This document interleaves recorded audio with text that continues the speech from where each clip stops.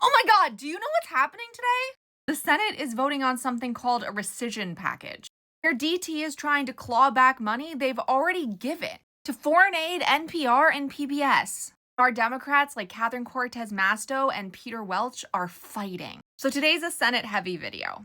Daily Dems doing the work, making noise, and fighting back, day 171. We begin, of course, with Jimmy Panetta, this week's Repping the Rep. He posted about how Democrats on the Trade Subcommittee are still working on taking back control of import taxes. You might not hear about it every day, but that doesn't mean it's not happening. They even released a statement last week about how they're still fighting. Kathy Castor posted this infographic from the Center of American Progress. It lists 10 egregious things from DT's tax law that you might not know. You can also find a more detailed version of that infographic on their website. Catherine Cortez Masto introduced an amendment to the rescission package that would protect all public broadcasting funds that are essential for life-saving measures, warning systems, and disaster preparedness. Only Lisa Murkowski and Susan Collins voted with us. Michael Bennett posted a video about which local public broadcasting stations are in the most danger. And of course, it's rural stations, but it's also tribal stations.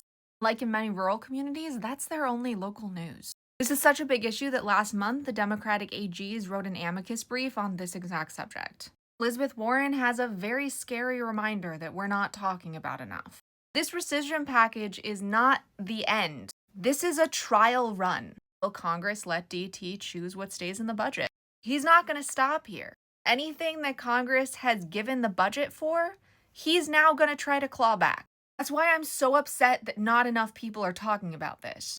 Ami Bera interrogated the Deputy Secretary of State Management Resources, Michael Riggs, in the Foreign Affairs Committee hearing yesterday. He argued that the U.S. is now more concerned with trade than aid. If there is aid, it's only when it's transactional, which goes against every single American value. He also showed that foreign aid is less than 1% of the U.S. budget, yet Republicans are working so hard to destroy it.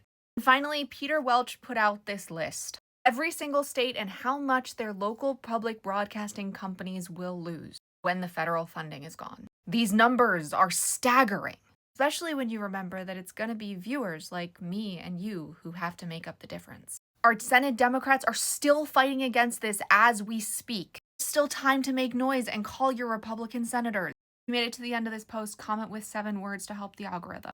And safety goggles, because we need to protect the systems in place that keep us safe. If you watched or read any of these stories, comment with what you learned. And a Band-Aid. Foreign aid cannot be transactional. Our voices are our superpower, but only when we use them.